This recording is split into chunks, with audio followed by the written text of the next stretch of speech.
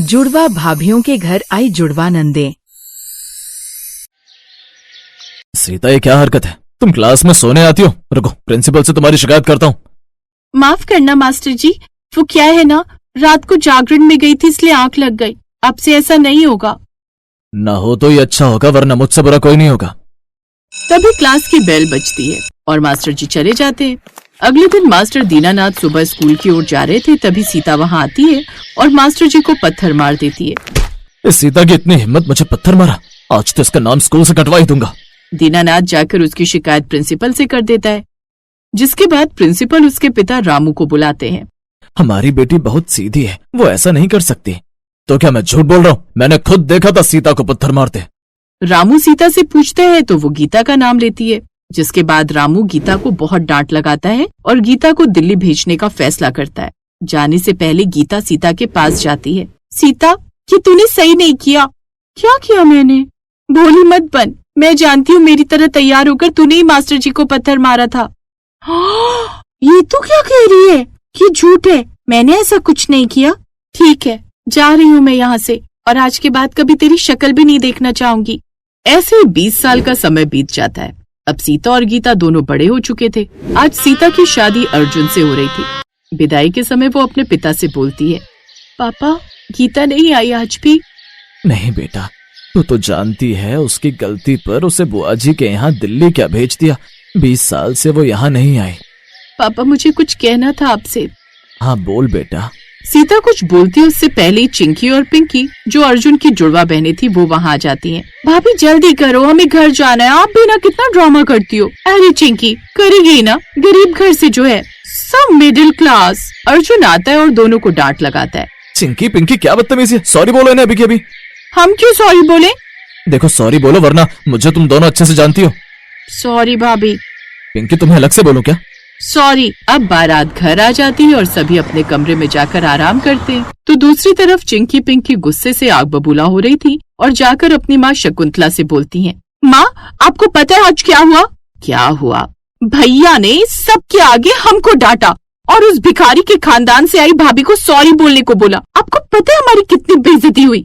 तुम लोग चिंता मत करो, बहुत जल्द उस सीता को उसकी सही जगह पर पहुंचा देंगे। बस एक बार अर्जुन वापस अमेरिका चला जाए। ऐसे 1 महीने बाद अर्जुन अमेरिका चला जाता है। वो सीता को भी अपने साथ ले जाना चाहता था, पर शकुंतला अपनी खराब हालत का बहाना बनाकर उसे रोक लेती है। ऐसे ही एक सुबह सीता चाय लेकर सास के पास जाती है। माँ जी, चाय ला दे बहू। शकुंतला चाय का एक घूंट लेती है और उसके मुंह पर थूक देती है। छी, ये इतनी ठंडी और घटिया चाय मुझे दे रही है। अकल क्या अपने मायके में छोड़कर आई है करम चली है? माँ जी, रोज ऐसे ही तो चाय देती थी, पर आप तो तब तारीफ करती थी। अरे तब मजबूरी में करती थी, क्योंकि मेरा बेटा तुझे मुझसे ज्यादा प्यार करता है। पता नहीं कौन सा काला जादू किया है तूने मेरे बच्चे पर। तभी अर्जुन का फोन आ जाता है, जिसे उठाकर शकुंतला अपने बेटे से बोलती है, अरे जुग जुग जिए मेरा बेटा, तुझे याद कर रही थी। तू पूरे 100 साल जिएगा मेरे लाल। माँ, सीता कहाँ है? जरा बात करवाना। अरे बेटा, बहू तो मंदिर गई है, आएगी तो बोलूंगी तुझे फोन करे। कोई नहीं माँ, उसके फोन पर कर लेता हूँ। नहीं, कोई जरूरत है? क्यों माँ? बेटा, वो फोन भी घर पर छोड़ कर गई है। तू चिंता मत कर, आएगी तो बात करवा दूंगी। सीता वहीं खड़े खड़े सब सुन रही थी। बेचारी कुछ नहीं बोली। तभी चिंकी की आवाज आती है, ओ महारानी, कहाँ हो? मेरी कॉफी कहाँ है? और मेरी ग्रीन टी दो जल्दी मुझे। आई। सीता जल्दी से कॉफी और ग्रीन टी बना लाती है और पहले चिंकी के पास जाती है। दीदी, आपकी कॉफी। भाभी, मैं पिंकी हूँ, मुझे ग्रीन टी चाहिए। अब सीता ग्रीन टी लाती है तो, भाभी पागल हो क्या? अब बार बार मेरे पास क्यों आ रही हो? माफ करना दीदी। सीता इस बार दोनों लेकर आती है। मुझे नहीं पीना आप। हाँ चिंकी, अब मेरा भी मन नहीं है, तो भाभी ये दोनों चीज आप पियो, वो भी अभी, क्योंकि हम नहीं चाहते कि ये सब बर्बाद हो, क्योंकि ये बहुत महंगी होती है। मैं ये सब नहीं पीती, मुझे अच्छा नहीं लगता है। ऐसे कैसे? पीना तो पड़ेगा। चिंकी, तो इनका हाथ पकड़, मैं पिलाती हूँ। अब क्या था, वो दोनों जबरदस्ती ग्रीन टी और ब्लैक कॉफी उसे पिला देती। अर्जुन के जाने के बाद से सीता का जीना मुश्किल हो चुका था, इसलिए एक दिन वो हार कर अपनी जान देने का फैसला करती है और एक ब्रिज पर चढ़ जाती है। अब जैसे ही वो कूदने वाली होती है, तभी कोई उसे खींच लेता है। मार जाने दो मुझे, अब मुझसे नहीं जिया जाता है। ऐसी बेकार जिंदगी ऐसी बेकार जिंदगी से अच्छी मौत होगी।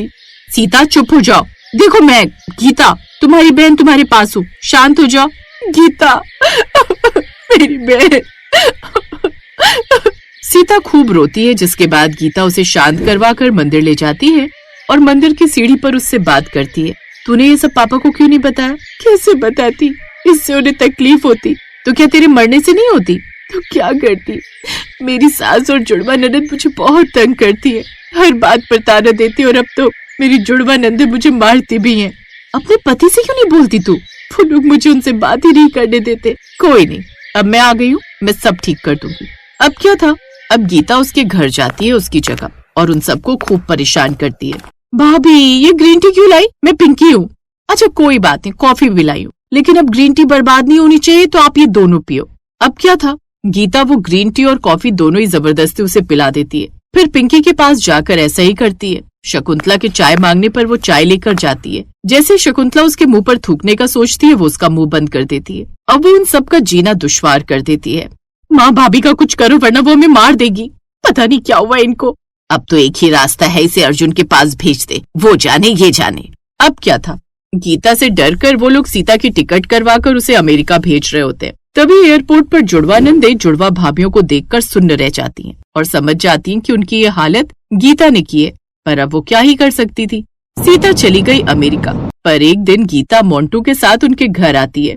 वाह बेटा, बहू का चेहरा तो दिखा। गीता का चेहरा देख शकुंतला और चिंकी पिंकी वहीं बेहोश हो जाती हैं और कुछ समय बाद गीता उनको देख अपना पेट पकड़कर हंसने लगती है।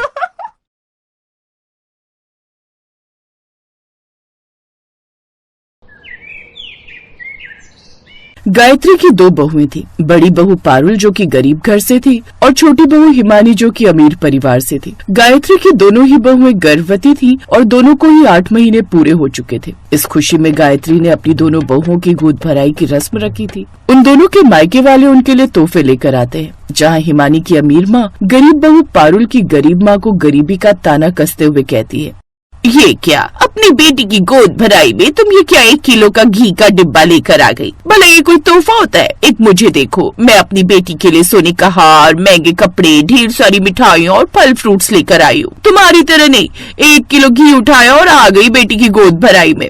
क्या माँ, तुम भी इन गरीबों को ये सब बता रही हो? फिर उन दोनों की सास गायत्री बोली, ये सब बातें छोड़िए ना बहन जी और यहाँ आकर बैठ जाइए, मैं अभी कुछ नाश्ता पानी लाती हूँ।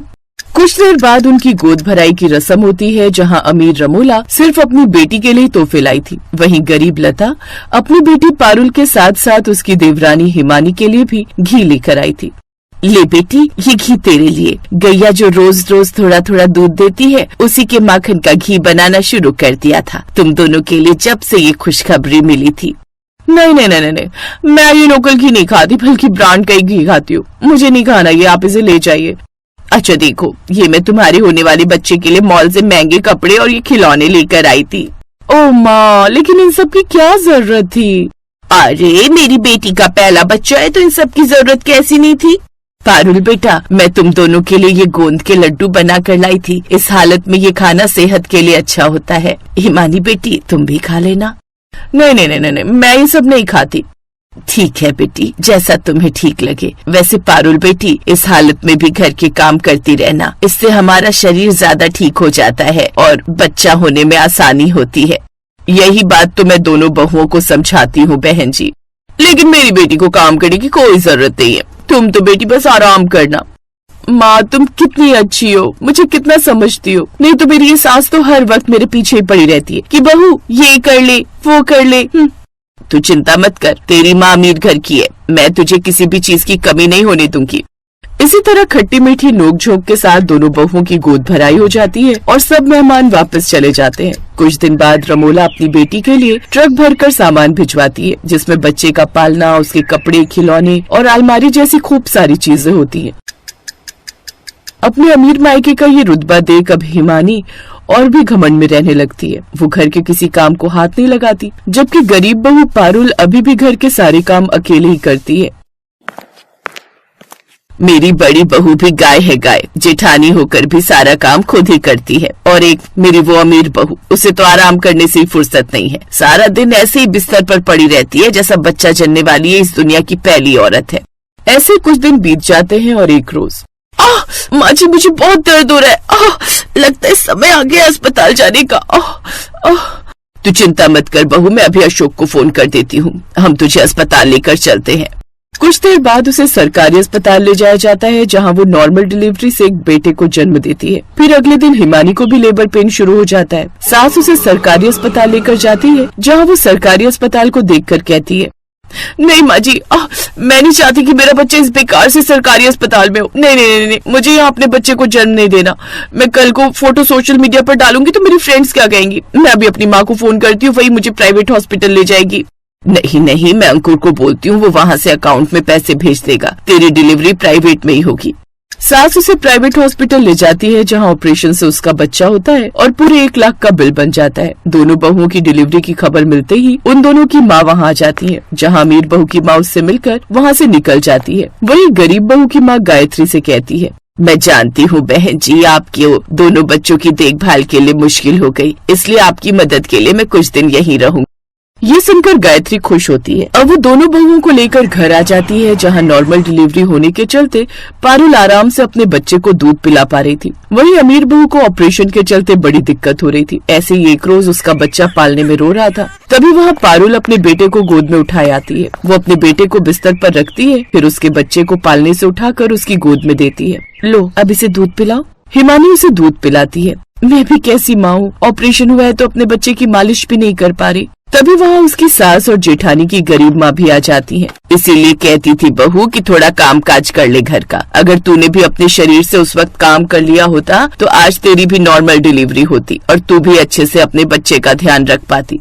खैर कोई नहीं, तुम चिंता मत करो बेटी, मैं हूँ ना, अब मैं तुम्हारे बच्चे की मालिश भी कर दिया करूँगी। मुझे माफ कर दीजिए, अगर मैं उस वक्त माँ जी आपकी बात सुन लेती तो आज मेरी भी नॉर्मल डिलीवरी होती। कुछ दिन बाद रमोला अपनी बेटी से मिलने आती है तो हिमानी उसे अच्छे से सुनाती है। कोई जरूरत नहीं है माँ ये सब नाटक करने की, जब मुझे तुम्हारी जरूरत थी तब तुम कहाँ थी? उस वक्त तो आप अस्पताल से देखते ही ऐसे भाग गई कि कहीं आपको और भाभी को मेरी और मेरे बच्चे की सेवा न करनी पड़े। और आज जब मैं और मेरा बच्चा एकदम ठीक हो गए तब आप आई हैं 2 महीने के बाद। अब आपके इस झूठे प्यार की जरूरत नहीं है हमें। अब रमोला को अपनी गलती का एहसास होता है और वो सबसे माफी मांगती है। अब वो अपनी अमीरी का घमंड नहीं दिखाती। अब अमीर बहू भी अपनी गरीब जेठानी के साथ खुशी खुशी रहती है।